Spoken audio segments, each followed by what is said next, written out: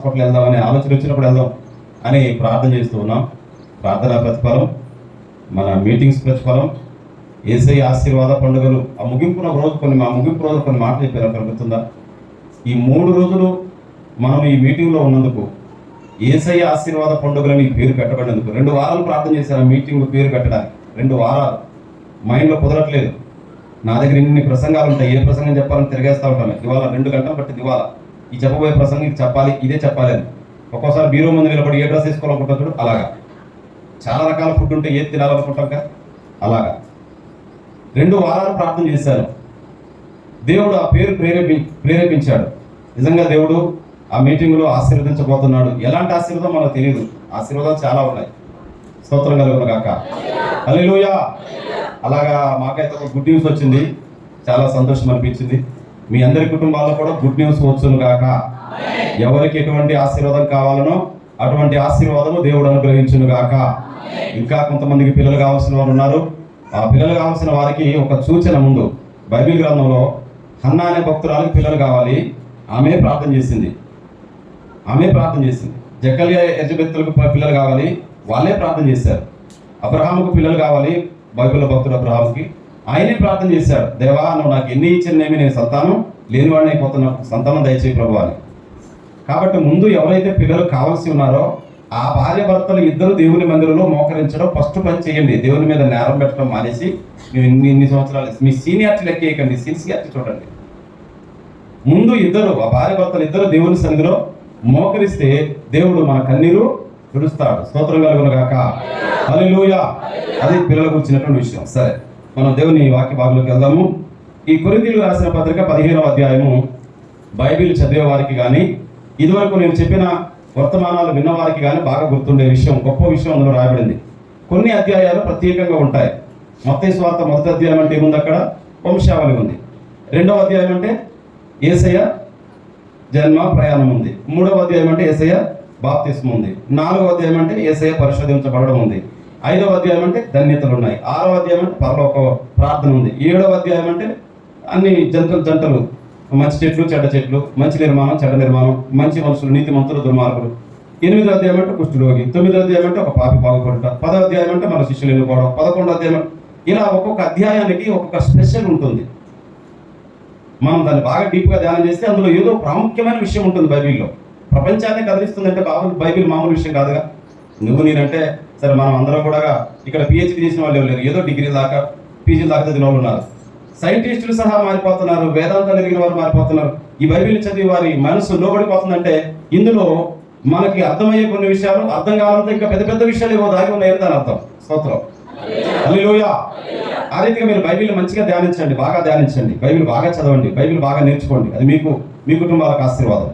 ఈ 1 కొరింథీ 15వ అధ్యాయంలో ఉన్న అతి ప్రాముఖ్యమైన విషయం చదివే వారికి ఎవరికైనా అర్థమైంది. అక్కడ ఉన్న విషయం ఏంటంటే పునరుత్థానము. ఈ భూలోకంలో మనుషులందరూ వెనక ముందు చనిపోతూ ఉంటారు, అందరూ చనిపోతారు.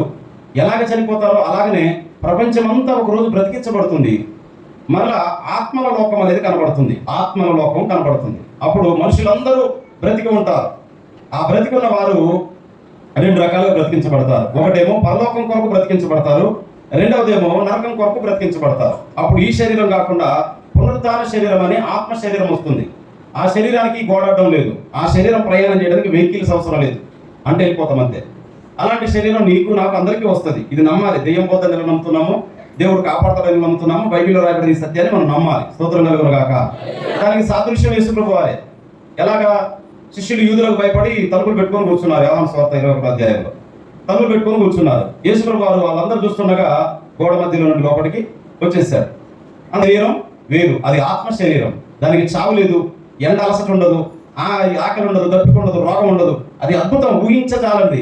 అది ఆత్మ సంబంధమైన దేవుడిచ్చేటువంటి ఆత్మ సంబంధమైన అక్షయ శరీరం. వాడబారనిది, ఎండిపోనిది, ముడతలు రానిది, మచ్చలు పడనిది, రోగాలు రానిది, కురుపులు రానిది. ఏమండి, ఇంకా బ్యూటీ పార్లర్ అవసరం లేదు, మెన్స్ కూడా పోవాల్సిన అవసరం లేదు. అది ఒక్కసారి కనుక ఆయన ఆ రూపంలోకి మనం మార్చాడనుకో, ఆ రూపాన్ని మార్చడం మన వల్ల కాదు. స్తోత్రం కలుగును గాక. హల్లెలూయా. ఈ పునరుద్ధానం గురించి, పునరుద్ధానంలో ఉండబోయే విధానం గురించి ఈ 15వ అధ్యాయంలో రాస్తూ ఆ పునరుద్ధానం చెందక ముందు బ్రతికున్న మనం ఎలా ఉండాలి అనేది రాస్తారన్నమాట. ఒకసారి చూడండి, 53వ వచనం ఉందన్నమాట. 50 ఒకటి 50వ వచనం నుండి 50వ వచనం. సహోదరులారా, సహోదరులారా, నేను చెప్పినది ఏమనగా రక్త మాంసములు దేవుని రాజ్యమును స్వతంత్రించుకొన నేరవు. అంటే ఈ శరీరము, ఈ రక్తము, ఈ మాంసము దేవుని లోకంలోనికి వెళ్ళదు. ఆత్మ శరీరం రావాలి అంటాడు పైన అంతా చెప్తూ. క్షయత అక్షయతను స్వతంత్రించుకొనదు. ఇదిగో మీకు ఒక మర్మము తెలుపుచున్నాను, మనమందరము నిద్రించము గాని, నిద్రించమంటే చనిపోము. ఎప్పుడు యేసు ప్రభు రాకడ, ఆ చివరి 7వ బూర ఊ అని ఎలా ఊదబడుతుందో, శబ్దం ఎలా అవుతుందో మనకు తెలియదు.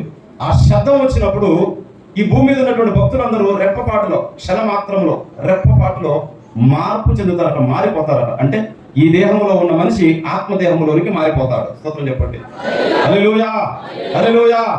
అది ఎంత ఆశ్చర్యమో, ప్రపంచమంతా ఆశ్చర్యపోయే రోజు, నేను ఆశ్చర్యపోయే రోజు, మీరు ఆశ్చర్యపోయే రోజు. ఆశ్చర్యం అది. ఈ దేహం మహిమ దేహముగా మారిపోయే రోజు. ఏది ఒకవేళ యేసు ప్రభు ఈ రోజు వస్తే నిజమైన భక్తులు అలా మారిపోతారు, మిగతా భక్తులు మామూలుగానే ఉండిపోతారు. ఇది చాలా అద్భుతం. ఎలా జరిగిద్దండి? అది ఎలా జరిగిద్దంటే బైబిల్లో ఉన్నాయన్నీ కూడా ఎలా జరిగిద్ది అన్నట్టే ఉంది కదా. నీళ్లు ద్రాక్షరసం ఎలా మారాయి? కన్యక గర్భం ఎలా ధరించింది? చచ్చిపోయినవాడు ఎలా తిరిగి లేచాడు? రొట్టెలు ఎలా అద్భుతం చేయబడ్డాయి? ప్రతిదీ అద్భుతమే. దేవుని యొక్క వాక్యంలో దేవుని కార్యాలన్నీ కూడా ఆశ్చర్యాలే, ఆశ్చర్యాలే, ఆశ్చర్యాలు. హల్లెలూయా. కాబట్టి దేవుని కార్యాలన్నీ ఆశ్చర్యాలే. మనం ఒక రోజున మార్పు పొందుతాము, మనం ఒక రోజున ఆశ్చర్యానికి గురవుతాం. ఎలా సాధ్యమయ్యా అనేటువంటి ఆశ్చర్యానికి గురవుతాం. రోగం లేని దేహంలోకి వెళ్ళిపోతాం, మరణం లేని దేహంలోకి వెళ్ళిపోతాం. ఇక ఆ దేహానికి ఏ ఆటంకము ఉండదు. స్తోత్రం కలుగును గాక. హల్లెలూయా. యెషయా గ్రంథంలో రాయబడింది 35వ అధ్యాయం అనుకుంటా. అందులో ప్రవేశించేవాడు నాకు దేహంలో బాగలేదని, ఒకసారి చూడండి, నాకు బైబిల్ తిప్పడం 33వ అధ్యాయము 24వ వచనం. యెషయా గ్రంథం 33వ అధ్యాయం 24వ వచనం. 35 కాదు 33.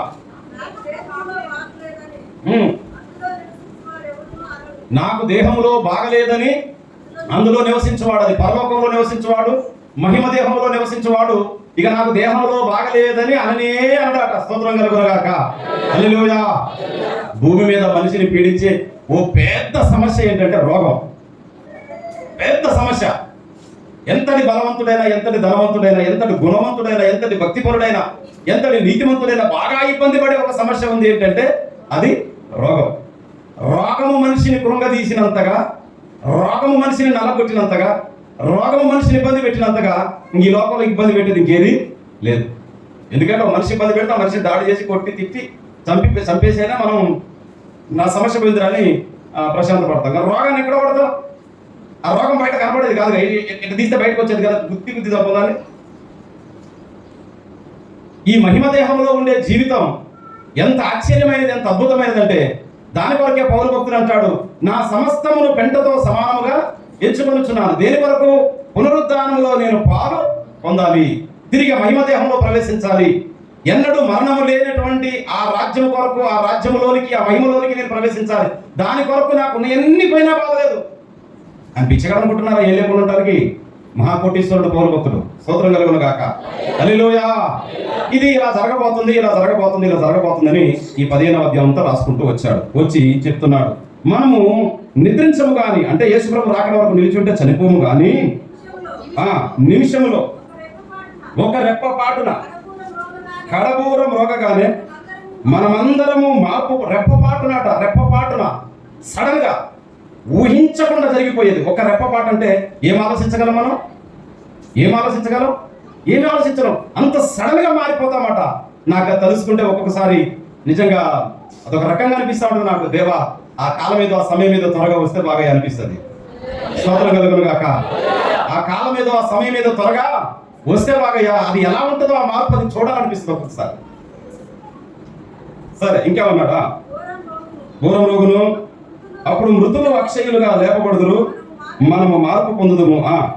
క్షయమైన ఈ శరీరము అక్షయతను ధరించుకొనవలసి ఉన్నది, మత్యమైన ఈ శరీరము అమర్త్యత అంటే మరణం లేకుండా, క్షయమైనది అంటే పాడైపోయే ఈ శరీరము పాడు కాకుండా ఉండేటువంటి ఆ స్థితిని ధరించుకోవలసి ఉన్నది. అంటే ఇంకా జరగలేదు, అది రాబోతుంది. స్తోత్రం కలుగును గాక. స్తోత్రం కలుగును గాక. ఆ కాలం రాబోతుంది, ఆ పరిస్థితి రాబోతుంది. మనము అని ఎవరంటున్నారు అంటే పౌలు భక్తుడు తన లాంటి భక్తులను కలుపుకొని అంటున్నాడు. అలాంటి భక్తి చేస్తే మనం భాగ్యవంతులం. స్తోత్రం కలుగును గాక. ఆ మార్పులోనికి మనం వెళ్ళిపోతే మనం భాగ్యవంతులం. స్తోత్రం కలుగును గాక. అసలు నాకు చావే లేదంటే ఎలా ఉంటుంది? ఒకసారి ఊహించండి. ఓ మానవుడా నీ మరణం తప్పిస్తానంటే, ఓ మానవుడా ఇక నీకు మరణం లేదంటే ఎలా ఉంటుంది అది? ఇప్పుడు మనిషి భయపడేది దేనికి? దేనికి? ఎంత భయంకరమైన మరణం! ఎంతటి వాడైన మరణానికి భయపడాల్సిందే, లోపడాల్సిందే. నేను మరణించను అనేవాడు ఎవడన్నా ఉన్నాడు భూమి మీద? ఏమండి, కోట్ల కోట్ల రూపాయలు సంపాదిస్తున్నారు, లక్షల రూపాయలు సంపాదిస్తున్నారు. పెద్ద పెద్ద ఇప్పుడు మొన్న ఏదో 2000 కోట్ల రూపాయలు దొరికాయి లారీలో. 2000 కోట్లు. ఒక లారీ నిండా డబ్బు 5000 కోట్లు అట, ఇంకొక లారీ నిండా 500 కోట్లు, ఇంకో లారీ నిండా 4 లారీలు లాంగ్ చేసి బండ్లు, పొడుగు బండ్లు, పెద్ద బండ్లు. 2000 కోట్లు డబ్బు ఎవడో పట్టుకున్నారు. మరలా 5 నిమిషాల్లో వార్తలని మాయమైపోయింది. ఇంత డబ్బున్నాడు అయినా సంపాదించి సంపాదించి సంపాదించి ఇక బ్రతుకుతావురా అనుకుంటాడు. 80 ఏళ్ళ కూడా హాస్పిటల్ వచ్చి, అయ్యా నాకు కళ్ళు కనపట్లే నాన్న, ఏం చూద్దామని చూసిన చాలవా? ఇక సినిమాలో షికార్లు ఇక చాలవా? ఏమండి, అయ్యా నా మోకాలు పని ఇంకెడ కురుకుదామనో, ఆడిన క్రికెట్లు చాలవా, ఎక్కిన సినిమాటాకులు చాలవా, దూకిన జంపింగ్లు చాలవా, ఇంకెడికి పోదామని 82 ఏళ్ళ వయసులో కూడా నా మోకాలు బలంగా ఉండాలని ఆశపడుతున్నా, నా ఎన్ను బలంగా ఉండాలని ఆశపడుతున్నా, నా శక్తి బలంగా ఉండాలని ఆశపడుతున్నా. మనిషికి భూమి మీద చావబుద్ధి కాదండి. అయితే మాట్లాడరు. ఎందుకని? వయసు పెరిగినా కొంది తెలివి ఉన్నవాడు కొంచెం సంపాదించుకొని సుఖంగా బ్రతకడం నేర్చుకుంటాడు. అందరి ముందు కొద్దిగా నేను గొప్ప అని చెప్పుకోవడం నేర్చుకుంటాడు. చూసుకో నేను ఇంత సంపాదించుకున్నాను, చూసుకో ఇంత అనుభవిస్తున్నాను, చూసుకో నా తెలివి ఎంత ఉన్నది, ఇదిగో నా ఇంత మంది పని మనుషులు, ఇదిగో నా ఇంత ఆస్తి ఇంత, నేను ఇంత అని భూమి మీద ఆయన ఒక మంచి సుఖాన్ని బిల్డప్నిస్తూ బ్రతకాలని ఆశపడతాడు. కానీ దేవుడు మరణం అనేది ఒకటి పెట్టాడు. అయితే ఎవరైతే నిజంగా క్రైస్తవ బిడ్డలుగా, నీతిమంతులుగా, యథార్థవంతులుగా, నమ్మకస్తులుగా, పరిశుద్ధులుగా బ్రతుకుతారో వారికి దేవుడు ఒక మహిమా జీవితాన్ని ఇవ్వబోతున్నాడు. అక్కడ మరణం లేదు.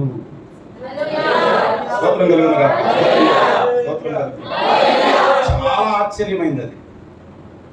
మరణం లేదు. ఇంకా ఆ మహిమా జీవితం, ఆ మహిమా లోకం అద్భుతమైనది.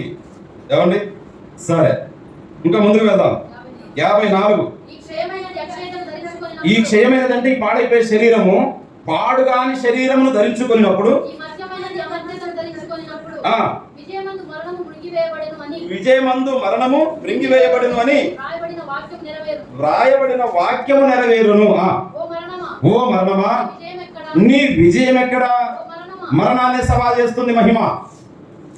మరణాన్ని సవాల్ చేస్తుంది మహిమ. దీని అర్థం కావడానికి ఒక పాస్టర్ గారు ఒక సింపుల్ గా చెప్పాడు. కబడ్డీ ఆడడానికి ఇటువైపున కొందరు, అటువైపున కొందరు ఉంటారు కదా. ఇటువైపున లోకం అంతా ఉందట, అటువైపున మరణం అనేది ఉందట. నా మాట అర్థమైందా? కబడ్డీ కోర్టులో 2 భాగాలు ఉంటాయి. ఒకవైపున కొంతమంది, ఒకవైపున కొంతమంది ఉంటారు. ఆ కబడ్డీ కోర్టులో ఇటువైపున లోకమంతా మనుషులు ఉన్నారు, అక్కడ పక్కన, అవతల పక్క మరణం అనేది ఉందట. దాన్ని అవుట్ చేసి వద్దాం, దాన్ని ఓడిద్దామని పోతుందట ప్రతి ఓడు. అది పట్టుకుంటుందట. స్తోత్రం కలుగును గాక. హల్లెలూయా. అది పట్టుకుంటుందట. ఎప్పుడు చూడు మరణంలో ఓడిపోవడమే కానీ మరణాన్ని తాకి గెలిచి చచ్చి తిరిగి వచ్చిన వాడు అనేటోడిగా లేడు. స్తోత్రం కలుగును గాక. వీళ్ళందరి పక్షాన యేసయ్య వచ్చాడట భూలోకానికి. ఈయన కూడా కబడ్డీకి పోయాడు. ఉదాహరణ, దేవుడు క్షమించును గాక. అర్థం కట్టడానికి అలా చెప్పాడు. యేసయ్య కబడ్డీ ఆట పెట్టి అయ్యగారు ఇక్కడ బోధ చేస్తారు అనుకోకండి. ఈయన కూడా కబడ్డీకి పోయింది కాదు. అవతలు ఎవరున్నారు? ఇప్పుడు కౌంట్కి వెళ్ళినవారు. స్తోత్రం కలుగును గాక. ఇక వాళ్ళకి వెళ్ళగానే అందరిని బట్టితే పడదాం అనుకుందట మరణం. యేసయ్య దాన్ని బట్టాడు, బండకేసి నేలకేసి ఏం కొట్టుడు కొట్టి మరణాన్ని, సావునే చంపేశాడు, మరణాన్నే మరణింపజేశాడు. స్తోత్రం కలుగును గాక. అర్థమైతే చెప్పండి. స్తోత్రం కలుగును గాక. సావునే చంపేశాడు, మరణాన్నే మరణింపజేశాడు. అయితే యేసు ప్రభు ద్వారా కాకుండా ఎవడన్నా మరణాన్ని అంటుకున్నాను పోతే బయటికి రావట్లే. యేసు ప్రభు ద్వారా ఎవరైతే ఉంటారో అక్కడికి వెళ్ళగానే మరణం పారిపోతుంది. ఏమని? అబ్బో మరణాన్ని గెలిచిన వాడిని అంటు పెట్టుకుని వస్తున్నావు కానీ నేను టచ్చి. స్తోత్రం కలుగును గాక. స్తోత్రం కలుగును గాక. హల్లెలూయా. ఓ మరణమా నీ ముల్లెక్కడా? ఎంత అద్భుతమైన విషయం, ఎంత అద్భుతం. ఆలోచించండి, బాగా ఆలోచించండి. మరణం పైన జయం రాబోతున్న రోజు. వ్యవసాయదారులు ఉన్నారండి, పంట చేశారు, పని చేశారు, పంట పచ్చగా ఉంది, మంచిగా ఉంది, పంటకు రోగం లేదు, నిగనిగలాడుతుంది, మంచి పండుతా ఉంది. రోజు రోజుకి వ్యవసాయదారునికి ఏం ఆశ కలుగుతా ఉంది? నా కష్టం ఫలించే రోజు వచ్చింది, నా పంట దగ్గరికి వచ్చింది. ఉదయం కూలికి వెళ్ళాడు, సాయంత్రం టైం అవుతా ఉంటే ఏమనుకుంటాడు? అమ్మయ్య నేను ఆశించిన 500, 1000 రూపాయలు నాకు ఈరోజు చేతికి వస్తున్నాయి. ఉద్యోగస్తులు ఉన్నాడు, నెలంతా చేస్తున్నాడు. ఏమన్నా ఇంకా 20 తారీఖు 30 తారీఖు దాటిన కాడ నుంచి నా జీతం వస్తుంది, నా జీతం వస్తుంది, నా జీతం వస్తుంది. అది రాకముందే వస్తుందనే ఆనందం. స్తోత్రం కలుగును గాక, స్తోత్రం కలుగును గాక. హల్లెలూయా, హల్లెలూయా. పెళ్లి దగ్గరకు వస్తుంది కదా, పెళ్లి అవుతుంది, పెళ్లి అవుతుంది, పెళ్లి అవుతుంది, పెళ్లి అవుతుంది. స్తోత్రం కలుగును గాక. నా భాష అర్థమైన వాళ్ళు నవ్వుతున్నారు. పెళ్లి అవుతుంది, పెళ్లి అవుతుంది. స్తోత్రం కలుగును గాక. డాక్టర్ గారు పెళ్లి రోజు దగ్గరకు వస్తుంది. స్తోత్రం కలుగును గాక. పెళ్లి అయిపోయింది, పెళ్లి రోజు దగ్గరకు వస్తుంది. స్తోత్రం కలుగును గాక. పెళ్లి రోజు డాక్టర్ పెళ్లి అవుతుంది. స్తోత్రం కలుగును గాక.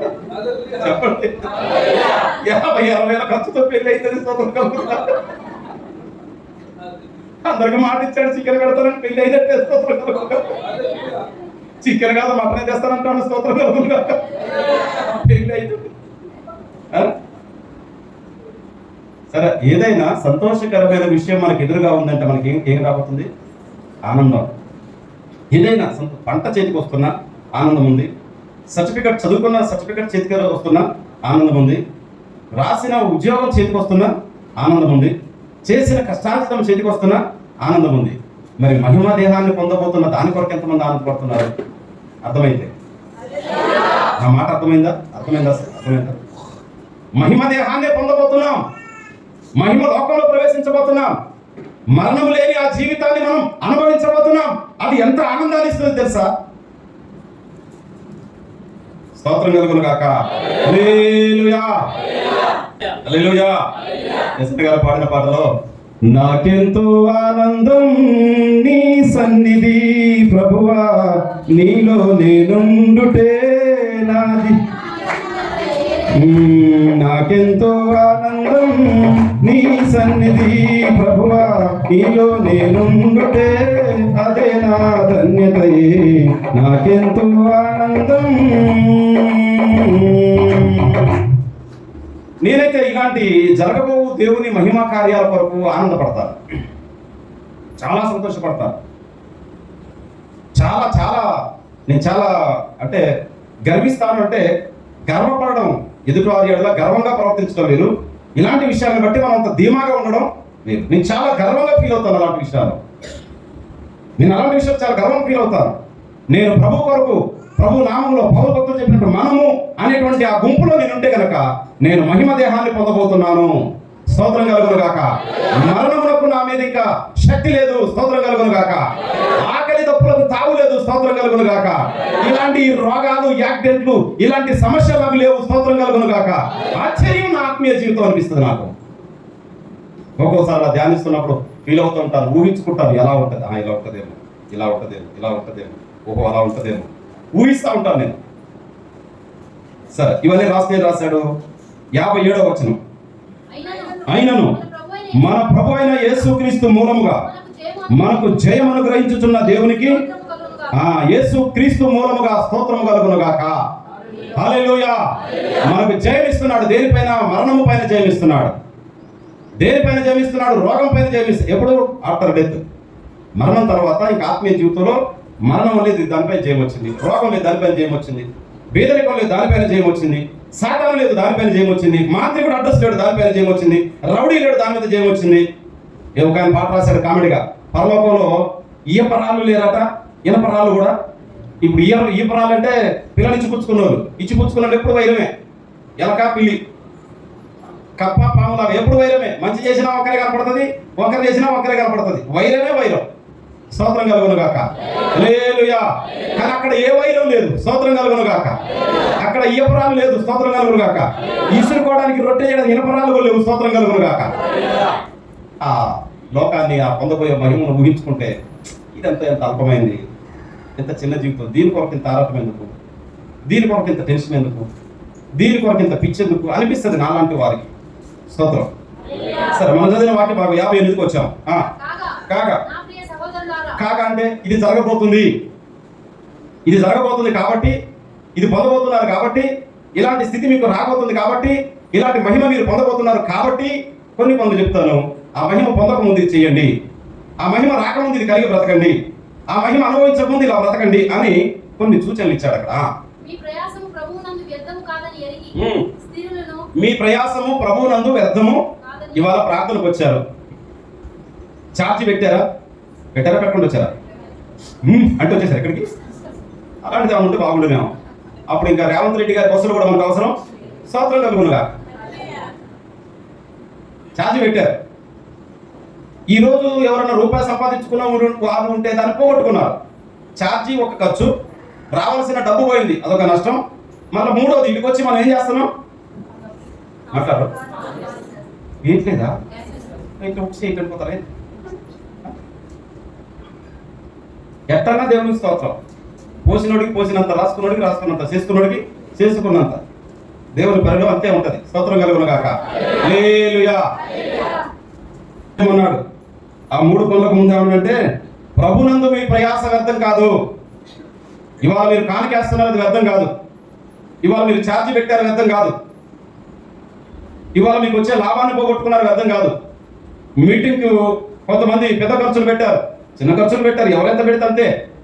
నీ అకౌంట్లో నువ్వు ఎంత డబ్బులు వేసుకుంటే అంతే నీకుంటాయి, అంతే నీకుంటాయి. ఇప్పటి వరకు మందిరం కొరకు పెట్టినా, సేవకుల కొరకు పెట్టినా, సంఘం కొరకు పెట్టినా, దేవుని పేరు మీద ఏ రకంగా ఖర్చు పెట్టినా దానికి తగిన ప్రతిఫలం మీకున్నది. స్తోత్రం కలుగును గాక. ఖర్చు ఒకటే కాదు, కష్టం కూడా. ప్రయాస అన్నాడు కదా, వ్యర్థం కాదని ఎరిగి మీరు 3 పనులు చేయాలి. ఏంటి ఆ 3 పనులు చెప్పాడు అక్కడ చూడండి.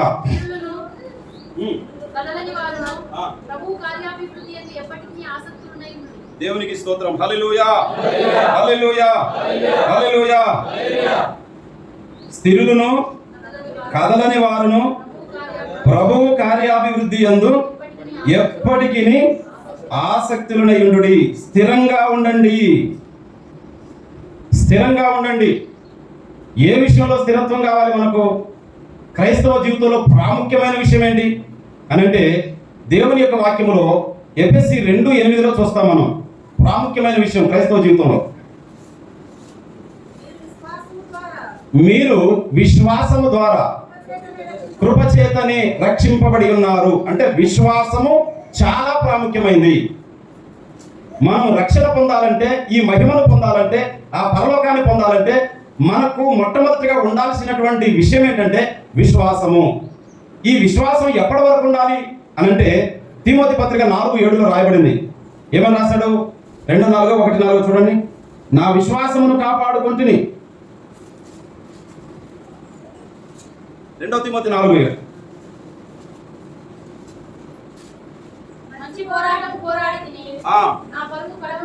ఆరో వచనం చూడండి, 6-7. నేనిప్పుడే ప్రాణార్పణముగా, అంటే రోమా ప్రభుత్వ అధికారపు జైల్లో ఉన్నాడు. మరణశిక్ష ఖరారైంది. మరణపు డేట్ వచ్చింది పౌలుకి, డెత్ డే. చనిపోయే ముందు లాస్ట్ రాసిన ఉత్తరం ఇది. నేను ఇప్పుడే ప్రాణార్పణముగా నీళ్లు పోయబడ్డట్టుగా నా ప్రాణం పోయబడుతుంది, నేను చచ్చిపోతున్నా. మరణానికి ముందు మరణ వాంగ్మూలము లాగా నేను చెప్పే మాట ఏంటంటే నా విశ్వాసమును కాపాడుకున్నాను. స్తోత్రం కలుగును గాక.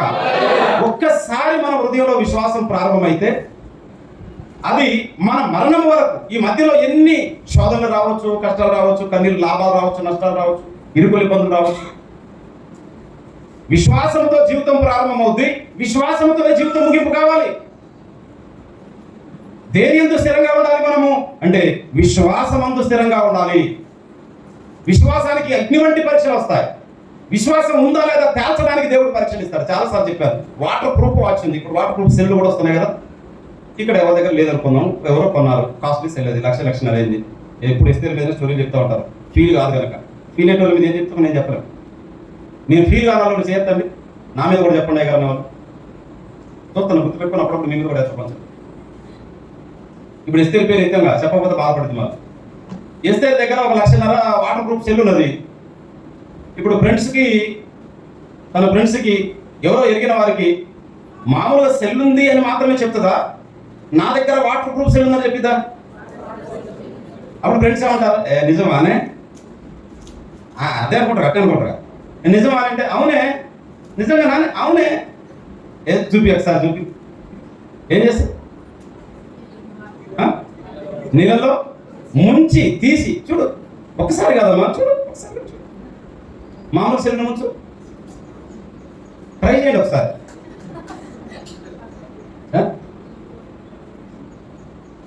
అంటే ఇది వాటర్ ప్రూఫ్ అనేది ఎప్పుడు చదువుతుంది? వాటర్లో ముంచినప్పుడు ఎత్తు అవుతుంది. అలాగనే ఒక విశ్వాసి ఎప్పుడు విశ్వాసానికి చదువుతాడు? శోధింపబడిన మీదటనే విశ్వాసాన్ని రుజువు అవుతాడు. స్తోత్రం కలుగును గాక. శోధింపబడిన మీదట, పరీక్షలో నిలిచిన మీదట. యోబు ఎప్పుడు గొప్ప భక్తుడు అనుకున్నాం మనం? ధనవంతుడిగా ఉన్నప్పుడా, శ్రమలో నిలిచినప్పుడా?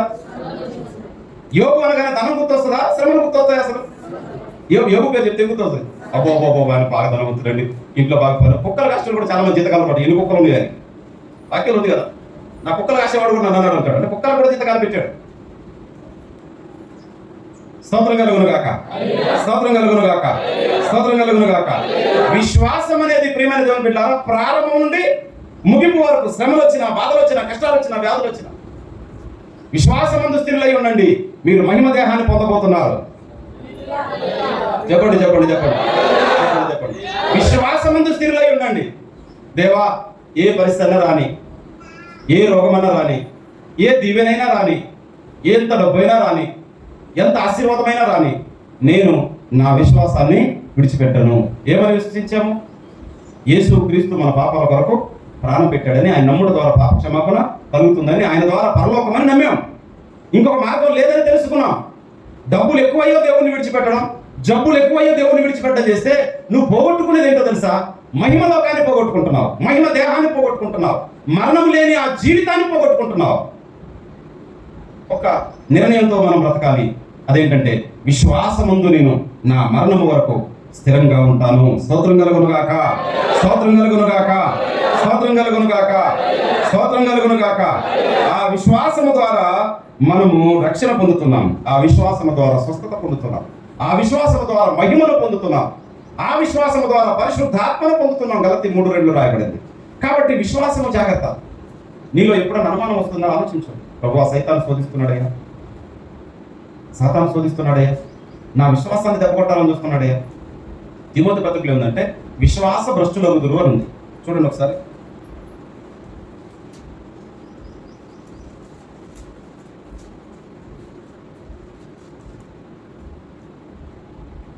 మొదటి తిమోతి పత్రిక 4వ అధ్యాయము 2వ వచనం చూడండి.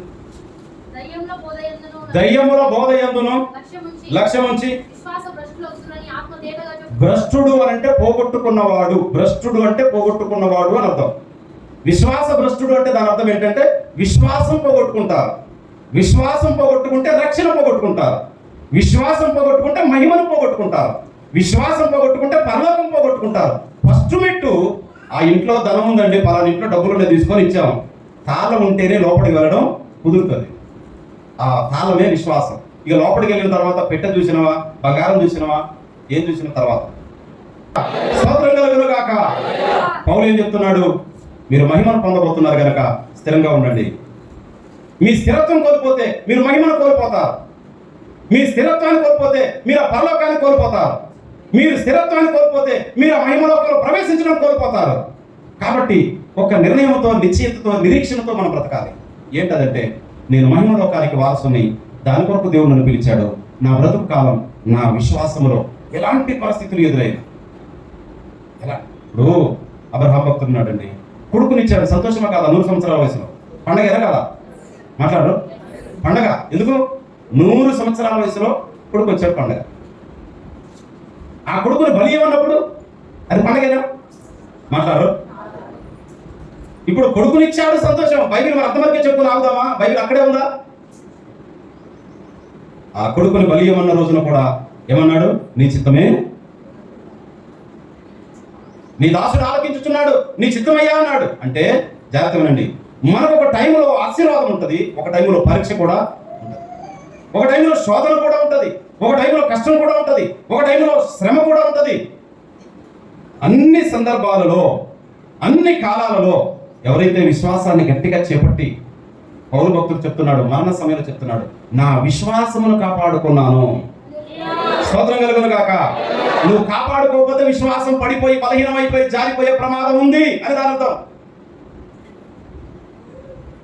ఒకటి, దేని ఎందుకు స్థిరంగా ఉండాలంటే మనము విశ్వాసములో స్థిరంగా ఉండాలి. రెండవ చెప్తున్నాను చూడండి, దేవుని యొక్క వాక్యములో యాకోబు రాసిన పత్రిక 1వ అధ్యాయం 6వ వచనం నుండి చదవండి. అయితే అతడు ఏ మాత్రమును సందేహింపక విశ్వాసముతో అడగవలెను. ప్రార్థనా జీవితము క్రైస్తవ భక్తిలో ప్రార్థనా జీవితం చాలా ప్రాముఖ్యమైనది. ఒక భక్తుడు అన్నాడు, ప్రార్థించేవాడు పాపానికి దూరంగా ఉంటాడు, పాపం చేసేవాడు ప్రార్థనకు దూరంగా ఉంటాడు. అమ్మా నిద్రపోకండి తల్లారా. ప్రార్థించేవాడు పాపానికి దూరంగా ఉంటాడు, పాపం చేసేవాడు ప్రార్థనకు దూరంగా ఉంటాడు. వ్యక్తిగత జీవితంలో ప్రార్థన అనేది లేకపోతే భక్తి బలహీనంగా ఉంటుంది, విశ్వాసంలో స్థిరంగా ఉండలేడు. ప్రార్థనా జీవితం లేకపోతే సమస్యల్ని జయించలేం, మన శరీరాన్ని మనం జయించలేం, మన శోధనని మనం జయించలేం. కాబట్టి ప్రతిరోజు ప్రార్థన అనేది చాలా ప్రాముఖ్యమైనది. డైలీ ప్రేయర్ ప్రతిరోజు ఉదయం. ఇప్పుడు అడిగితే నిజానికి అబద్ధానికి కొంతమంది ఎత్తుతారు, నిజానికి ఎత్తవచ్చు, అబద్ధానికి కూడా ఎత్తారు కొంతమంది. అయ్యగారు ఏమనుకుంటాడు? ప్రతిరోజు డైలీ భోజనం ఎలా చేస్తున్నాం అలాగే ప్రతిరోజు ప్రార్థనా జీవితం ఉండాలి. ప్రార్థనా జీవితం ఇదొకసారి చెప్పాను. రాత్రి ఎన్ని సామాన్లు అమ్ముకుని ముగ్గురు ఉన్నారు, బాగా ప్రేయర్ఫుల్గా ఉంటారు. ఆ సైకిళ్ళకు గుట్టలు కట్టుకొని రాత్రి సామాన్లు అమ్ముకుంటారు. ఊరు సమ్మర్ టైం, అది ఊరు బయట ఎక్కడో పడుకునేవారట. ఒక దొంగడు వెంబడి తిరుగుతున్నాడు. పొద్దుగుక్కులు రాత్రి సామాన్లు అమ్ముతున్నారు, వీళ్ళ దగ్గర డబ్బులు ఉంటాయి, పడుకున్నాక రాత్రి పూట వెళ్ళేది ఒకటి డామ్ డూమ్ చేసి బెదిరించి, లేకపోతే నిద్రమత్తులు ఉన్నప్పుడు డబ్బులు కొట్టేద్దామని రోజు తిరుగుతున్నాడు ఒకడు. ఆ ముగ్గురు అక్కడ పడుకుంటున్నారట ప్రార్థన చేసి. వారి చుట్టూ దేవుని దూతలు కంచెగా ఉంటున్నాయట. ఈ దొంగవాడు వారి దగ్గరికి వెళ్ళగానే వారి చుట్టూ ఏదో కంచెలా కనపడుతుంది. లోపలికి వెళ్ళడానికి వీలు పడట్లేదు. లోపలికి వెళ్దామని అయితే బలవంతంగా పక్కకి రెట్టేసినట్టుగా అవుతుంది. చాలా రోజులు ప్రయత్నిస్తున్నాడు. ఒక రోజున వారి దగ్గరికి వెళ్ళడానికి ఆటంకం లేకుండా వెళ్ళిపోయాడు. దొంగడు దొంగతనం చెప్పడం వాళ్ళు ఇద్దరు లేపాడట. అసలే దొంగడు ఎందుకు వచ్చాడు? ఏం చేయాలి? కానీ ఏం చేశాడు? దేవుడు ఆశ్చర్యకరుడండి. స్తోత్రం. నిద్ర లేపాడట. నిద్ర లేపి, గా నేను దొంగని, నేను నిన్నేం చేయను, నన్ను కూడా ఏం చేయదు, మాటను చాలా రోజులు బట్టి నేను మీ దగ్గరకు వస్తున్నా, మీ దగ్గర ఏదో శక్తి నన్ను అడ్డుకుంటుంది. ఈ రోజు నా శక్తి అడ్డుకోలేదు, ఏమైంది అన్నాడు. అంటే వాళ్ళందరట మాది బుద్ధితో పోయిందయ్యా, ఈరోజు వ్యాపారం బాగా జరిగింది, డబ్బులు ఎక్కువ వచ్చాయి, సోమరులు అయిపోయి ప్రార్థన చేయకుండా పడుకున్నాం, అందుకే మా చుట్టూ ఉండాల్సిన దేవుని కంచె లేకుండా పోయింది అన్నారట.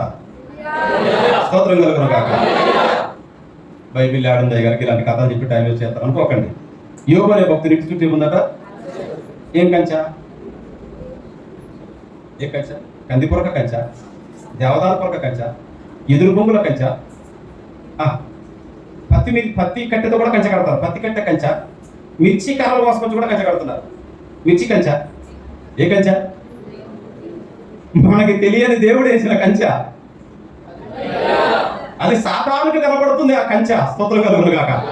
మనకు తెలియదు, అది అగ్ని ప్రాకారమా తెలియదు, నీటి ప్రాకారమా తెలియదు, ముళ్ళ కంచె మనకు తెలియదు, దేవదూతలా మనకు తెలియదు, కత్తులు కనపడుతున్నాయి తెలియదు, ఖడ్గాలు కనపడుతున్నాయి తెలియదు, దేవుడే కనపడుతున్నాడా తెలియదు. సాతానుకు మాత్రం కనపడుతుంది. సాతాను చెప్తా ఉంది ఏమని? నేను రాకుండా ఉండగలిగిన కంచె వేయబడింది. స్తోత్రం కలుగును గాక. ఎందుకు వేశాడు దేవుడు? యోబు 1:5 రాయబడింది. ప్రతిరోజు దేవుడికి ఆయన ఏం చేస్తున్నాడట?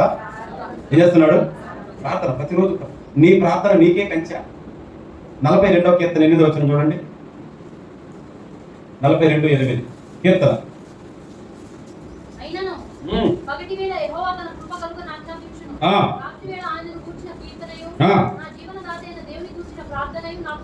నీ ప్రార్థన నీకు తోడు, నీ ప్రార్థన నీకు కాపుదల, నీ ప్రార్థన నీకు కంచె. కొరింథీ పత్రికలో రాయబడింది, నీ ప్రార్థన నీకు శుభము, నీ ప్రార్థన నీకు లాభము. ఒక ఆయన రాసిన పుస్తకంలో పాస్టర్లు దీవించబడ్డలు ఉన్నారు, దీవించబడిన వాళ్ళు కూడా ఉన్నారు. దీవించబడిన వాళ్ళ గురించి సంఘానికి కానీ ప్రపంచానికి కానీ సమస్య లేదు. అయ్యో పాపం, ఎందుకో మరి దీవించబడట్లేదు, ఆయన కష్టపడుతున్నాడు కదా. ఒకవేళ ఎవరైనా దీవించబడితేనే అక్కడ నానా రకాల మాటలు. ఏం మోసం చేశాడో, ఏం పాపం చేశాడో, ఎవరి నిత్యం చేయి పెట్టాడో, ఎన్ని అబద్ధాలు చెప్పాడో, ఎవరి డబ్బులు కాజేశాడో, లేకపోతే దేవుడే నిజంగా దీవించాడో అని రకరకాల మాటలు. దాని గురించి ఒక భక్తుడు రాశాడు. ఏమనంటే, పాస్టర్లు దీవించబడిన వారి మీద నేరం లేదు, అలా ఉండని. దీవించబడిన వారి మీద నేరం ఉంది కదా. అసలు దీవించబడ్డవాడు ఎందుకు దీవించబడ్డాడు అని అంటే, పాస్టర్లు ఒక రోగి కొరకు, ఒక పేషెంట్ కొరకు, ఒక అవిశ్వాసి కొరకు, ఒక విశ్వాసి కొరకు, ఒక ప్రార్థన రాని వారి కొరకు, వచ్చే వారి గురించి, మంచి వారి గురించి, చెడ్డ గురించి ఎప్పుడు ప్రార్థన చేస్తూ ఉంటాడు కదా. ఆ ప్రార్థన ఆయనకి దీవెనగా మారిపోయిందని రాశాడు. దీవించబడిన పాస్టర్ గురించి స్తోత్రం చెప్దాం. గట్టిగా చెప్పినట్టు అనిపిరా? శక్తి బలం చెప్పండి ఒకసారి. అంటే ఇప్పుడు ఎక్కువ సౌండ్ ఎందుకు వచ్చింది? ఆయన రాసిన కారణం ఏంటి? ఇంత పెద్ద పుస్తకాలు ఉంటాయి, చిన్న చిన్న పాయింట్ గురించి ఇంత పెద్ద స్టోరీ, ఇంత పుస్తకాలు ఉంటాయి. నా పుస్తకాలు పిచ్చి, నిన్న కూడా 500 పెట్టి కొనుక్కొచ్చుకున్న పుస్తకాలు పట్టునే ఉంటాయి. నిన్న చదివింది కాదు, ఎప్పుడు చదివారు.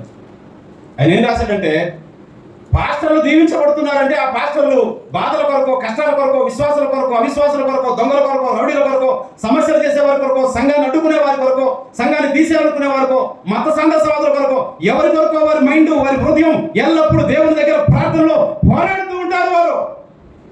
వారి ప్రార్థనే వారికి శుభంగా మారుతుంది. స్తోత్రం కలుగును గాక. వారి ప్రార్థనే వారికి తోడుగా మారుతుంది.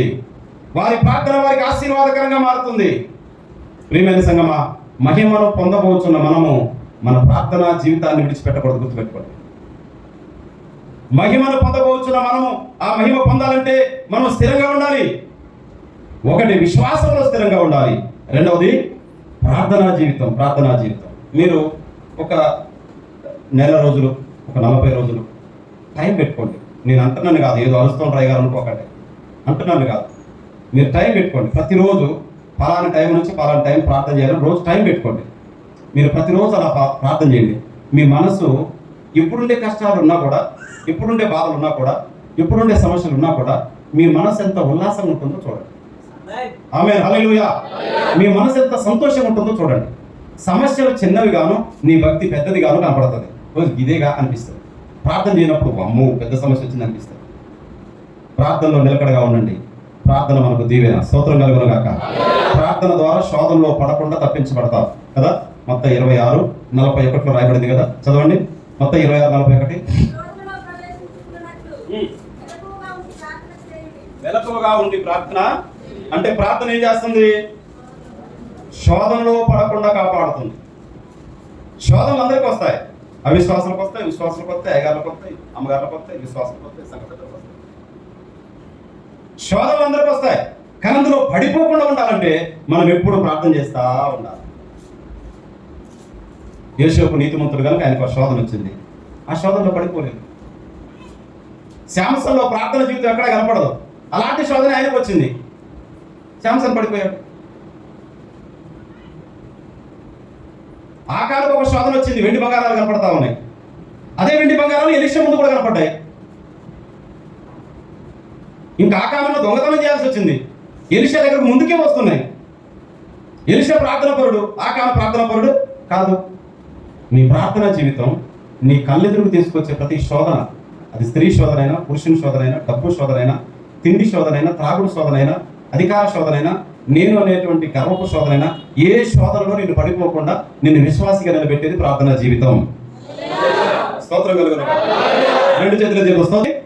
పొందబోయే మహిమ కొరకు మనం ఎలా ఉండాలంటే విశ్వాసములో, చెప్పండి, స్థిరంగా ఉండడం. అంటే ఎప్పుడైనా లాభం కలిగినా స్థిరంగా ఉండాలి. కొంతమంది డబ్బులు ఎక్కువ వచ్చినా దేవుని సన్నిధికి రారు. డబ్బులు ఎక్కువ వచ్చినా, మన దగ్గర ఒక అయ్యగారు చెప్పాడు, గుర్తుందా? అయ్యగారు, సంఘంలో చాలా పనులు కనపడుతున్నాయి అయ్యగారు, నాకు ఉద్యోగం రానియండి, నేను ఏం చేస్తానో చూడండి అన్నాడు. ఈ అయ్యగారు నమ్మి మనిషే కదా. అయ్యగారు కూడా దేవుడైతే మీ అందరి సంగతి చెప్పడు. ఇక్కడ అనుకుంటున్న మనుషులు అంటే గుండె కడదించి నీకు ప్రార్థన చేయగా అయ్యగారు ప్రార్థన వాడి భక్తో దేవుడు కనికరించి ఆయనకు ఉద్యోగం ఇచ్చాడు. ఆ ఉద్యోగం ఎంత బిజీ ఉద్యోగం అంటే మా సోదరులు లాంటి ఉద్యోగం. ఇప్పుడు నా దెబ్బ తగిన చూడటానికి కూడా రాక నా బిడ్డ నా మీద కోపం ఉండి కాదు, వీరు పడట్లే అక్కడ. స్తోత్రం. చెయ్యెత్తి చెప్పండి. అప్పుడప్పుడు చెయ్యెత్తి చేయకొట్టరా తెలుగు అని పాటదిగా. పార్టీకైతే చేతులు చేయకొడతామా? ఏసైకి చేతులు చేయకొట్టకూడదా? ఉద్యోగం వచ్చిందట. ఉద్యోగం వచ్చినాక బిజీ అయిపోయింది. 6 రోజులు డ్యూటీ, ఆదివారమే సెలవు. ఆదివారం రోజున పిల్లలు అంటున్నారు, డాడీ ట్యాంక్ బండ్ పోదామా, డాడీ బాబ్లీకి పోదామా, డాడీ పంది బిర్యానీ పోదామా. ఏమి వినపడదు మీకు? కొంతమంది మండి అంటున్నారు, కొంతమంది పంది అంటున్నారు. ఇక్కడ ఒకడు మండి బిర్యానీ పెట్టాడు. డాక్టర్ గారు కాలేసుకొని వస్తున్నాడు. మా కాస్త బాగా కనపడి వీడు ఎవరో నడి రోడ్డు మీద పంది బిర్యానీ పెట్టాడు. ఇంత ఘోరంగా ఈ ఉద్యోగం వచ్చిన భార్య పిల్లలు ఆదివారం అని చర్చికి పోనీయట్లే. వాడు ఏం చెప్పిండు అయ్యగారికి? ఉద్యోగం రాని అయ్యగారు ఏం చేస్తున్నా చూడాలి. చేసి చూపిస్తున్నాడు. ఏం చేస్తాడు? మందిరానికి రాకుండా పోయేంత చేస్తున్నాడు. కాబట్టి లాభం వచ్చినా విశ్వాసం దెబ్బతినే సందర్భం ఉంటుంది. అధికంగా డబ్బు వచ్చినా విశ్వాసం దెబ్బతినే సందర్భం ఉంటుంది. ఒకసారి ఒక అయ్యగారు చెప్పాడు, అడవిలో కట్టెలు మోసుకుంటూ పోతున్నాడు. ఒకడు ఏడ్చుకుంటూ పోతున్నాడు. దేవా, ఈ కట్టెల బతుకు ఎంతకాలం నాయన, పట్టసాలని డబ్బు, స్థానమైన డబ్బు, కోట్ల డబ్బు నాకు ఈ నాయన, కృతజ్ఞత బ్రతుకుతున్నాయ్యా. ఓ దేవా ఇక్కడ ఉన్ననుకోటే రమా ఈ అమ్మాయి ఏదో మొక్కేలు వచ్చి అది ఏడు ప్రార్థన చేస్తా ఉంటాట. దేవుడు ఒక మనిషి రూపంలో ఎంబటి ఎదురయ్యి, అయ్యా నీకు ఈ జీవితం అవసరం, నీకు ఇచ్చడికి జాలానా, డబ్బు ఎక్కువ వస్తే కష్టమయ్యా. డే నువ్వు అట్లా అనకూడదయ్యా, నేను ఎవరు అనుకున్నావు? విశ్వాసిని. ఎలాంటి విశ్వాసం అనుకున్నావు? నిప్పు లాంటి విశ్వాసిని. ఆ ఎదుర్కొన్నది ఎవరుగా? దేవుడే. అవునా? ఎంత డబ్బు ఇచ్చినా నువ్వు దగ్గరకు వస్తావా? దేవుని దగ్గరికి పోతావా? కోట్లు ఇచ్చినా నేను అసలు దేవుని విడిచిపెట్టను, మందిరం విడిచిపెట్టను అన్నాడు. సర్లే అయ్యా, ఏమో నీ కోరిక మరి దేవుడు అనుగ్రహించినేమో అని ఆయన వెళ్ళిపోయినప్పుడే ఆయన చూస్తా ఉంటే ఆడ పెద్ద కుప్ప, ఇప్పుడు చెప్పుకున్నట్టు 2000 కోట్ల కుప్పలాగా ఈ మందిరం కంటే పెద్ద కుప్ప, డబ్బు కుప్ప కనపడతాడు ఆడ. స్తోత్రం కలుగును గాక. యాప చెట్టు కొమ్మలు కొట్ట, నారదీయ కట్టలు కట్టి నిద్ర పెట్టుకున్నాట, నడుము కట్టుకున్నాట, కాలు కట్టుకున్నాట, చేతి కట్టుకున్నాట. ఎంత కట్టినా ఇంకా శానం మిగిలిపోయింది. 5 పైసలతో కూడా కట్టుకోలే. ఇడిచిపెట్టి ఇంటికి పోదామా, ఎవడన్నా పట్టకపోతాడు. మొత్తం పట్టకపోదామా, చేత కావట్లేదు. సెల్ ఫోన్ దగ్గర లేదు. అడివి ఆ దారిలో మనోడు ఎప్పుడు రావట్లేదని ఆ డబ్బు కానీ కూర్చొని చచ్చిపోయినట్టమ్మా.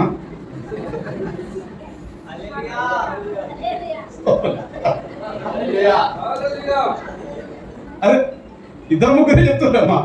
అల్లి ఎందుకు చెప్పాలి? మనం దేవుని మహిమ కొరకు చెప్పాలి, మనం రచ్చిగా ఉండడానికి చెప్పాలి. చెప్పండి. ఏమయ్యాడు? తీసుకుపోలేకపోయాడు, అనుభవించలేకపోయాడు. ఆ డబ్బు వచ్చిన ఆ టెన్షన్లో దేవుణ్ణి ప్రార్థించి స్తుతించలేకపోయాడు. బాగా దీవెన, ఎక్కువ దీవెనతో కూడా మనిషి తట్టుకోలేడమ్మా. తెలుసా? తట్టుకోలేడు. నీకు కావలసినంత నీకు ఇచ్చాడు, నీకు కావలసినవే నీకు ఇచ్చాడు, నీకు కావలసిన దాన్నే ఇచ్చాడు.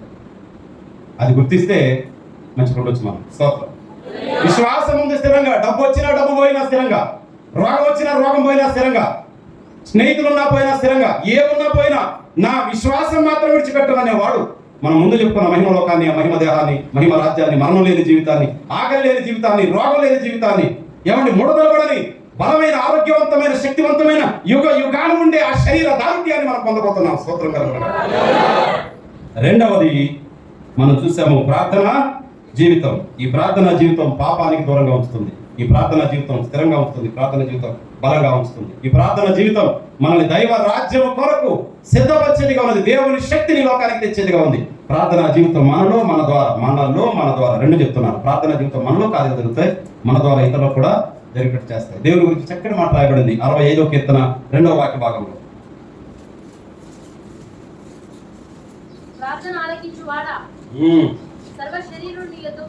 దేవుడు ప్రార్థన ఆలకించువాడట. స్తోత్రం కలుగును గాక. స్తోత్రం కలుగును గాక. హల్లెలూయా.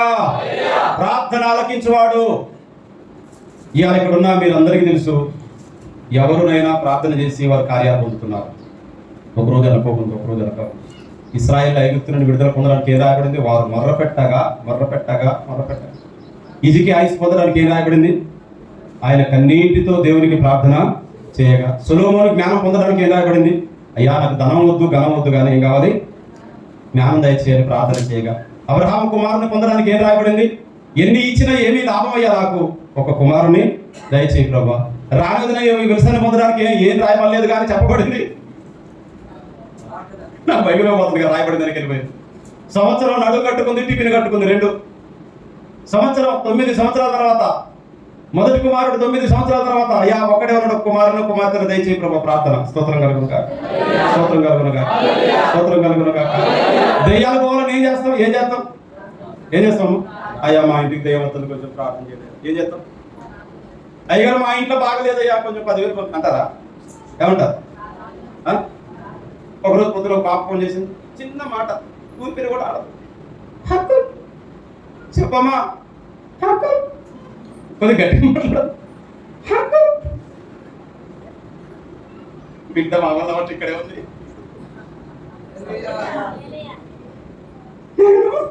చెప్పు ఊపిరా ఎగ్జామ్ రాయడం చిట్టీలో తీయాలమ్మా. ఏం చేయాలి? కిటికీ కాడికి వచ్చి పక్కన కూర్చొని చిట్టీలో తీయాలా? అయ్యగారు ఏం చేయాలా? మాట్లాడరు. అయ్యగారు విత్తనాలు వేస్తున్నాం, ఏం చేయాలా? మంత్రాలు చేయాలా? ప్రతి దానికి మనకున్న ఆధారం ఏంటి? స్తోత్రం కలుగును గాక. ప్రార్థన ఆలకించువాడా, నా కన్నీరు తుడచువాడా, నా పజయములన్నిటిలో ఇమ్మానుయేలువై నాకు తోడై నిలచితివా. ఒక దెయ్యం వచ్చిందన్న ప్రార్థన, ఒక రోగం వచ్చిందన్న ప్రార్థన, ఓ ప్రయాణం చేయాలన్న ప్రార్థన, ఓ సక్సెస్ కావాలన్న ప్రార్థన, ఓ ఎగ్జామ్ కొరకు ప్రార్థన, ప్రతి దాని కొరకు ప్రార్థన. ఎవరైతే క్రైస్తవ జీవితంలో ప్రతి విషయంలో ప్రార్థన చేస్తారో వారి ప్రార్థన జీవితం, వారి ఆత్మీయ జీవితం జయంగా, ఫలవంతంగా, దీవెనకరంగా ఉంటుంది. బాగా ఆలోచించండి. విశ్వాసులు ఇంతమంది దెయ్యాలకు, రోగాలకు, మంత్రాలకు భయపడతా ఉంటారు. అయ్యగారు భయపడలేదు కానీ ఇప్పుడు చెప్పుకునే టాపికే కదా.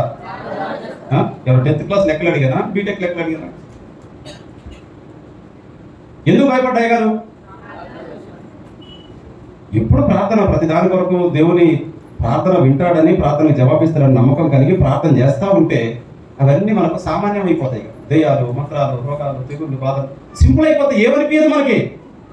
దేవుడు చూసుకుంటాడు అని ప్రతిదీ ఆయన మీద భారం అయిపోతుంది మనకు. స్తోత్రం కలుగును గాక. హల్లెలూయా, హల్లెలూయా. ఇంకా చాలా విషయాలు ఉన్నాయి కానీ మన టైం అయిపోయింది. 12 గంటలకు ముగించుకోవాలి. 11:32 అవుతుంది. మన పాట, బల్ల, ఆరాధన 2 విషయాలు నేర్చుకోవాలి. దేనికోసం? మనము పొందబోయే మహిమ లోకంలో ప్రవేశించడానికి ఫస్ట్ పాయింట్ నీ జీవిత కాలంలో విశ్వాసం. యేసు ప్రభు దేవుడు, ఆయన రక్షకుడు, ఆయన ద్వారానే పరలోకం, ఆయన ద్వారానే పాపక్షమాపణ, ఆయనే నరక తప్పించేవాడు, ఆయనే మహిమనిచ్చేవాడు, ఆయనే ఆయనే ఆయనే అనేటువంటి ఆ విశ్వాసం ఈ గుండెలో తొలగనంత కాలం నువ్వు భక్తుడివే. అనే విశ్వాసం ఈ హృదయంలో తొలగనంత కాలం నువ్వు భక్తుడివే, భక్తురాలువే.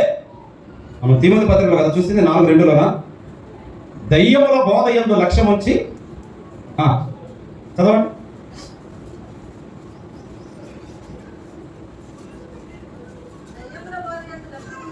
దయ్యం కూడా బోధ చేస్తుంది. ఏమనంటే, నా దగ్గర రండి, నా మార్గంలో కూడా పరలోకం తీసుకుపోతా, నేను కూడా మోక్షాన్ని పట్టకపోతా, నేను కూడా పాపాలు క్షమిస్తా, నేను కూడా పరలోకం ఇస్తా అంటుంది సాతాను.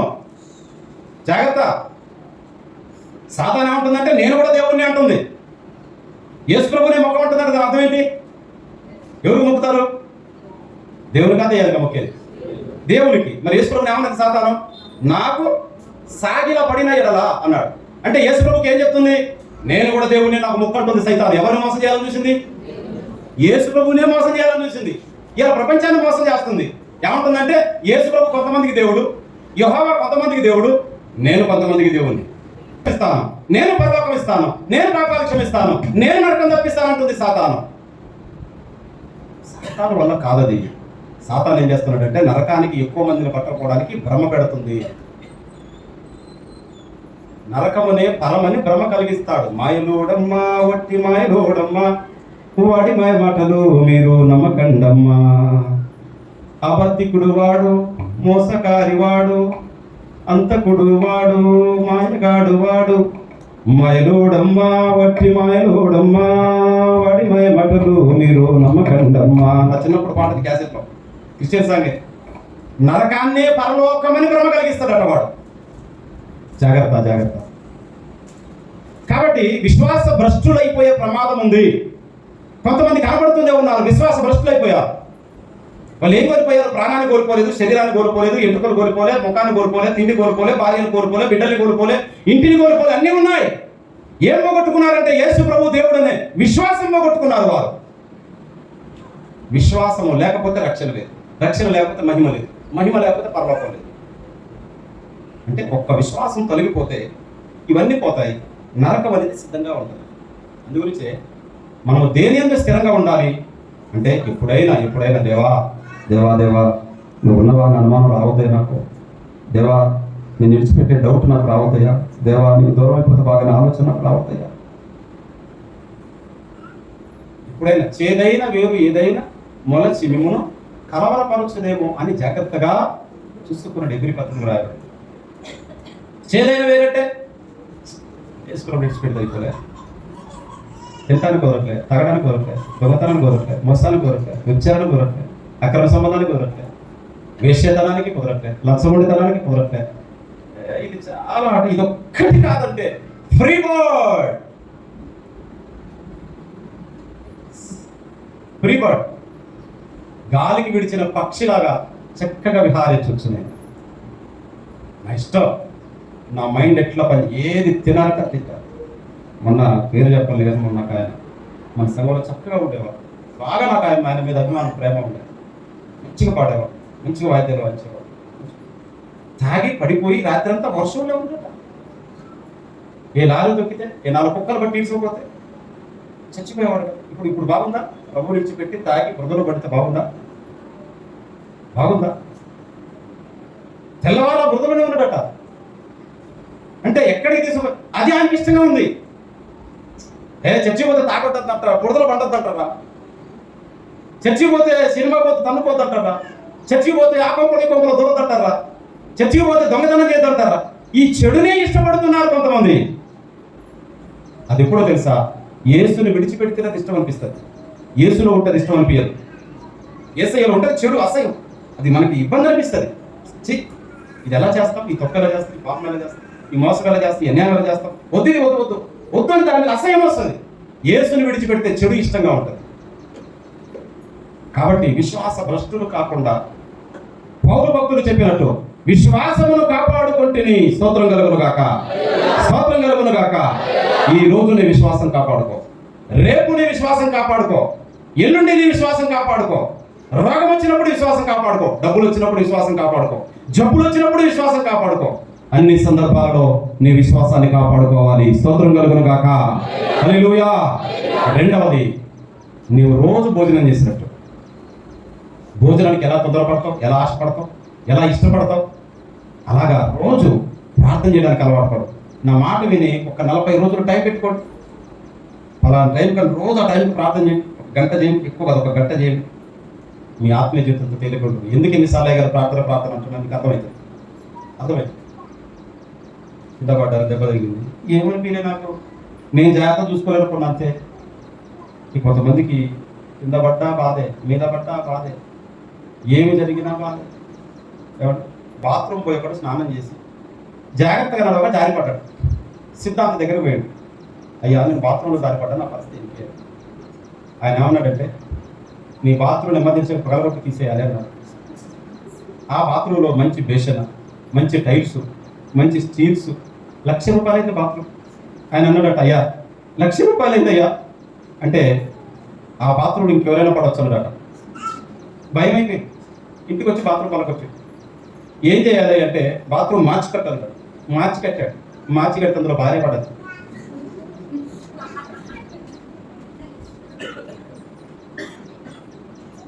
భార్య పడదు. మళ్ళా సిద్ధాంత దగ్గరికి వెళ్ళారు. మన పాస్టర్ దగ్గర కొత్త ఏదైనా ఉంటుంది, వాళ్ళు ఏం చేస్తారు? సిద్ధాంత దగ్గరికి వెళ్ళారు. మరి ఇప్పుడు ఆ బాత్రూమ్ మళ్ళీ కొట్టారు, మరి ఈ బాత్రూమ్కి ఏం చెప్పాలి? మాట్లాడు, అదే చెప్పాలి. కొంచెం డబ్బు ఉన్నాడు, మళ్ళీ దీనికి 1,00,000 పెట్టాడు. అయ్యా 1,00,000 అయింది అన్నాడు. అంటే అయ్యా నువ్వు బాత్రూమ్ పగలగొట్టవున్నా కానీ నేను కట్టవన్నా కానీ నువ్వు కట్టలేదు, అసలు నన్ను అడగకుండా కట్టావు, ఈసారి నువ్వు నడుకొట్టాడు. సరే అని చెప్పి మొత్తానికి అయితే ఈ భార్య పడ్డ బాత్రూమ్ కూడా పగలగొట్టాడు. సిద్ధాంతం అడిగాడు. సిద్ధాంతం అడిగితే ఇంకొక బాత్రూమ్ కట్ట ఉన్నాడు. స్తోత్రం కలుగును. హల్లెలూయా. ఆ 3వ బాత్రూంలో మళ్ళీ వాడే పడ్డాడు. వీడికి అనిపించింది అంటే నేను మళ్ళీ వెళ్ళాను అనుకో ఏమంటాడు, ఇప్పటికి ఎంతప్పుడు పోతాయి, మళ్ళా బాత్రూమ్కి వెళ్ళిపోతాయి, 1,00,000 పోతాయి. ఈసారి సిద్ధాంత దగ్గరకు పోతూ ఏమన్నా కానీ అయ్యగారు ప్రార్థన చేస్తా ఉంటే ప్రమాదాలు కీడు తప్పుతూ ఉన్నాయట. పాస్టర్ దగ్గర పోదామని వచ్చిందట. స్తోత్రం కలుగును గాక. హల్లెలూయా. పాస్టర్ గారు అన్నట, యెహోవా నిన్ను కాపాడేవాడు, కునకడు నిద్రపోడు. అబ్బా నా బాత్రూమ్ పలకొట్టాల్సిన అవసరం లేదనుకున్నాడు. ₹1,00,000 గురించి మనోడు చర్చకు వచ్చేసాడు. స్తోత్రం కలుగును గాక. ఒక ఆయన రీల్స్ లో సాక్ష్యం చెప్తా ఉన్నాడు. బాత్రూమ్ ద్వారా బైబిల్ పట్టుకున్న విశ్వాసాన్ని పెట్టాడు. ఈ బాత్రూమ్ కేసు ఎదురన్నాక నేను నాన్న చెప్తే ఆయన చెప్తా ఉన్నాడు, బాత్రూమ్ మీద ఉన్న బైబిల్ పట్టుకున్నట్టు చేసింది. బైబిల్ పట్టుకున్నాక ఇప్పుడు బాత్రూంలో పడ్డ బాధ లేదు, ఇంట్లో పడ్డ బాధ లేదు, ఏడ పడ్డ బాధ లేదు, దేన్ని బాగా కొట్టేది లేదు, దేవుడికి ప్రార్థన మాత్రం చేసుకోవాలన్నాడు. హల్లెలూయా. రెండే విషయాలు నేర్చుకున్నాం. ఏంటంటే చెప్పండి, విశ్వాసము. విశ్వాసం ఎంతకాలం? ఎంతకాలం? ఎప్పుడెప్పుడు? ఎప్పుడెప్పుడు? చిన్న మందిరంలో క్రిస్మస్ జరుగుతూ ఉంది. లక్ష్మక్క ఫుల్ జ్వరంతో ఊరికిపోతాం. మందులు వేశారు తగ్గట్లే. ఇక చచ్చిపోయినా బాధ లేదు, బ్రతుకున్న బాధ లేదు. నేను పండగలో ఉండాలనుకున్నది. ఆ చిన్న మందిలో అందరేమో పాటలు పాడి ప్రార్థన చేసి డ్యాన్స్ వేస్తున్నారు. ఆక్యం అర్థం గల పడుకొని అక్కడక్కడ ఉనికిపోయింది. ఉనికేటప్పుడు స్తోత్రాలు ప్రార్థనలు మంచిగా వస్తాయా? శబ్దం మంచిగా వస్తుందా? స్తోత్రం అయినా మాట్లాడు, అంతే కదా. ఎట్లా వస్తుంది స్తోత్రం? ఎట్లా వస్తుంది మీరు చెప్పండి కొద్దిగా. అట్లా ఉనికిపోతా ఉంది. ఆ లక్ష్మక్క నేను మర్చిపోదు. ఏందమ్మా అంటే, ఏమయ్యా నన్నయ్యా అంటారు. ఏమయ్యా చచ్చిపోయినా బాధ లేదు కానీ కొడక, ఇక చర్చిలో చచ్చిపోదాం అనుకున్నాయ్యా. దేవుడు లక్ష్మమ్మని దీవించును కాక. స్తోత్రం చెప్పండి, స్తోత్రం చెప్పండి. పౌలు మూతి బిక్కపోయింది, కన్ను బిక్కపోయింది. కన్ను పైకే ఉంటాను. ఎదుటోళ్ళని చూసి చూసి కన్ను ముద్దామని మూతే ఒకటే మూత పడుతుంది. వాళ్ళు ఏమనుకుంటారు? నా మాట అర్థం కాలే బాబు. చాలా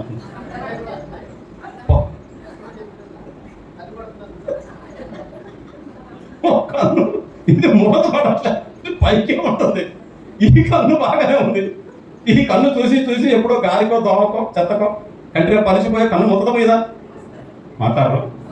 ఇప్పుడు మూర్తి ఒకటే శక్తి లేదు, ఆగిపోతుంది. ఒకటే మూసుకుంటుంది. ఆ పౌరు మొగలకి చూసినా వానికి డౌటే, వీడు నాకు కన్ను పడుతుంది కదా. ఎప్పుడు తయారంటే వాళ్ళు పోయించండి వాళ్ళకి బ్యాచులకి. ఒకవేళ ఆడలకి చూస్తే మాత్రం చాలా భారం. కుమారం మేడనవా? నువ్వు ఎక్కడైనా అటువంటి సందర్భం ఉన్నప్పుడు చెప్పాలి ఎదుటోళ్ళకి, అమ్మ ఆయన కొంచెం ప్రాబ్లం ఉంది, ఎవరు కనుగొట్టడం. ఏం చెప్పాడు స్టేజ్ కాడికి వచ్చి పౌలు? సాక్ష్యం ఏం చెప్పాడు? నా కన్ను బాగైనా బాగా కాకపోయినా, పెదం బీకపోయింది. నా పెదం బాగైనా బాగా కాకపోయినా ఈ చంపకొట్టి ఉండేది. ఏది ఏమన్నా కానీ నేను చచ్చిపోయిన దాకా యేసుప్రభు భక్తుని. చచ్చిపోతే నన్ను సమాధి చేయండి. దేవుణ్ణి ఏమనొద్దు, అయ్యగారిని ఏమనొద్దు. అబ్రాం గుర్తుపెట్టుకో, అబ్రాం అయ్యగారిని ఎప్పుడు ఏమనొద్దు. స్తోత్రం కలుగును గాక. దేవుణ్ణి ఏమనొద్దు. అయ్యగారిని కూడా ఒక్క మాట, నా భార్య నా తల్లి, కుమారమ్మ నా భార్య తల్లి బిడ్డలు గుర్తుపెట్టుకోండి. విశ్వాసం అలా స్థిరంగా ఉండాలి. మహిమ కలుగును గాక, మహిమ కలుగును గాక. లాభం వచ్చిన స్తోత్రం, నష్టం వచ్చిన స్తోత్రం. ఏ సమయంలోనైనా ఆయన దేవుడు ఈయన భక్తులను జీవించే వారి కొరకు మహిమ దేహం, మహిమ లోకం, మహిమ రాజ్యం, మహిమ ప్రపంచం ఎదురు చూస్తుంది. హల్లెలూయా, హల్లెలూయా. రెండవది ప్రార్థనా జీవితం. మానక మోకరించి ప్రార్థన చేసుకుందాం. మోకరించుదాం. దేవా, నా జీవిత కాలంలో ఆ మహిమ లోకాన్ని పొందడానికి, ఆ మహిమ రాజ్యాన్ని పొందడానికి, ఆ మహిమ లోకంలో నేను ప్రవేశించడానికి దేవా నా యెడల కృప చూపు. దేవా నా యెడల దయ చూపు. మోకరించండి, ప్రార్థన చేసుకుందామని.